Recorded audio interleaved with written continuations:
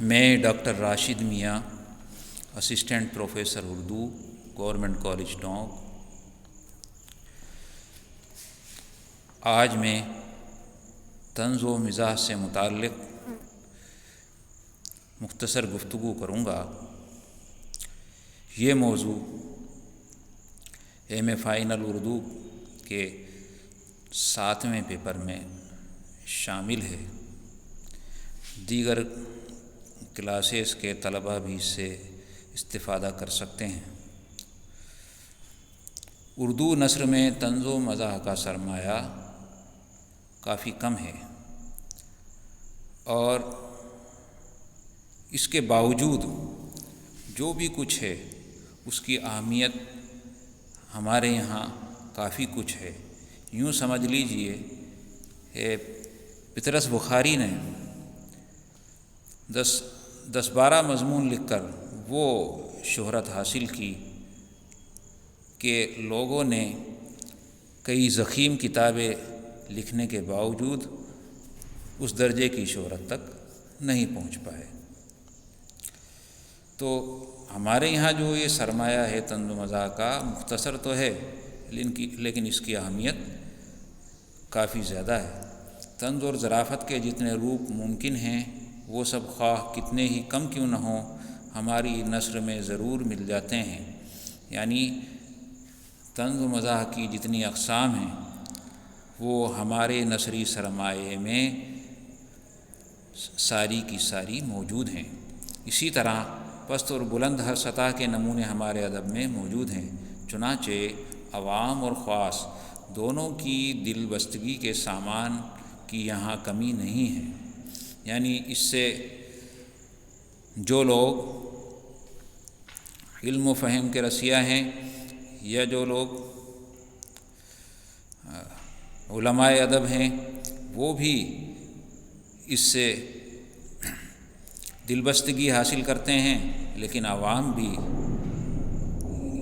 اس سے جو ہے مزاح کا سامان، یا یوں سمجھ لیجئے کہ اپنی دلچسپی کا سامان حاصل کرتے ہیں۔ مزاح کا مقصد محض لطف اندوزی سے ہے تو طنز میں اصلاح کا جذبہ کار فرما ہوتا ہے۔ یعنی مزاح سے مسرت حاصل ہوتی ہے، لیکن طنز سے ایک جس پر طنز کیا جا رہا ہے اس کے دل پر ایک کاری چوٹ لگتی ہے تو اس میں ایک اصلاح کا جذبہ پیدا ہوتا ہے کہ وہ اپنی اس حالت میں سدھار کرے، جو بات اس کے لیے کہی جا رہی ہے اس کو وہ سمجھے۔ پست درجے کا طنز کسی کو نیچا دکھانے کی غرض سے بھی وجود میں آ سکتا ہے۔ ایک اور اہم بات ذہن میں یہ رکھنے کی ہے کہ خالص مزاح اعلیٰ درجے کی چیز ہے اور قاری اس سے لطف و انبساط حاصل کرتا ہے۔ یعنی یہ صرف تمسخر نہیں، یہ صرف ہنسی ٹھٹولی نہیں، بلکہ اس سے جو ہے چاہے قاری خاص میں سے ہو عوام میں سے ہو، لطف و انبساط، مسرت، خوشی حاصل کرتا ہے۔ لیکن طنز جو خالص ہوتا ہے اس میں مزاح کی آمیزش نہ ہو، اس کا امتزاج نہ ہو، تو وہ محض دشنام ترازی بن کے رہ جاتا ہے۔ یعنی اس میں پھکڑ پن آتا ہے، اور وہی اصلاح کے بجائے آپسی پھوٹ کا جو ہے محور بن جاتا ہے۔ تو اردو میں طنز و مزاح کا آغاز جو ہے وہ ہمارے یہاں قدیم داستانوں کے زمانے سے پایا جاتا ہے۔ وہیں ہمیں ظرافت کے اولین نمونے دیکھنے کو ملتے ہیں، مگر وہاں جو ظرافت کی سطح ہے، جو درجہ ہے، وہ نہایت پست ہے، اور وہ طنز جو ہے کیونکہ جو ہے پست درجے کا ہے اس لیے پھکڑ پن کی حد میں داخل ہو گیا ہے۔ ٹھٹولی، فقرہ بازی، گھٹیا چٹکلے، سستے قسم کی چھیڑ چھاڑ وغیرہ، یہ اس طرح کی چیزیں ہیں جو ان داستانوں میں ان کی فراوانی ہے، ان کی کثرت ہے۔ تو اس طرح کا جو ہے مزاح وہ ایک ادب پسند شخص پر یا نفاست پسند انسان کی طبیعت پر گراں گزرتا ہے۔ باغ و بہار میں سنجیدگی غالب ہے، یعنی اس میں وہ پست درجے کا طنز یا مزاح نہیں ہے جیسا کہ اس سے قبل کی بعض داستانوں میں پایا جاتا ہے۔ فسانہ عجائب کی تصنع اور قافیہ پیمائی ظرافت کو ابھرنے نہیں دیتی، یعنی یہاں ایسی الفاظ کی ایسی پیچیدگی ہے، ایسے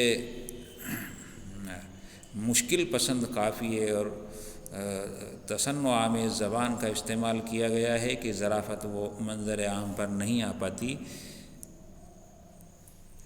حالانکہ اس میں شگفتہ نگاری کی بہت سی مثالیں بھی مل جاتی ہیں، مگر وہ بہت کم ہیں۔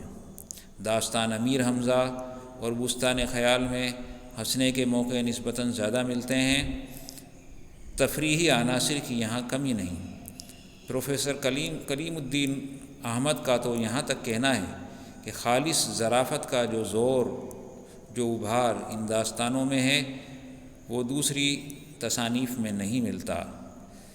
وزیر آغا نے اس رائے کی شدت کے ساتھ مخالفت کی ہے، لیکن بہرحال وہ بھی یہ تسلیم کرتے ہیں کہ ان داستانوں کی طوالت کو جو چیز قابل برداشت بنا دیتی ہے، وہ داستان کے عیاروں اور دوسرے کرداروں کی عیاریاں، چالاکیاں اور کرتب ہی تو ہیں جو ہنسنے کے بہت سے موقع فراہم کرتے ہیں۔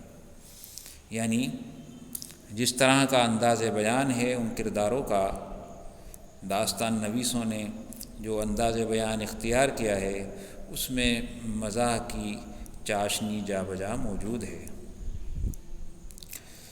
اردو نثر میں ظرافت کے بہترین نمونے کئی جگہ ملتے ہیں اور غالب کے خطوط اس کا سب سے اہم محور مرکز ہیں۔ ایک نقاد کے الفاظ میں انہوں نے پہلی بار ہلکے مزاح کی آمیزش سے وہ دل افروز کیفیت پیدا کر دی جو انگریزی نثر میں ایڈیشن اور اسٹیل کی تحریروں کی رہین منت ہے، لیکن جس کا اردو نثر میں اس سے قبل کوئی نشان نہیں ملتا، وہ غالب کی نثر ہے، وہ غالب کے خطوط ہیں۔ خوش مزاجی غالب کی شخصیت کا بنیادی وصف تھا، یعنی چاہے کیسا ہی ماحول ہو، کیسے ہی مسائل کیوں نہ ہو، وہ ہمیشہ خوش مزاج رہا کرتے تھے۔ دل آسائی اور دل جوئی ساری زندگی ان کا شیوا رہا۔ نجی زندگی ہو، شاعری ہو یا مکتوب نگاری، ان کی کوشش یہ ہوتی ہے کہ ان کے قلم یا زبان سے جو کچھ نکلے وہ لوگوں کو باخوشی فراہم کر سکیں۔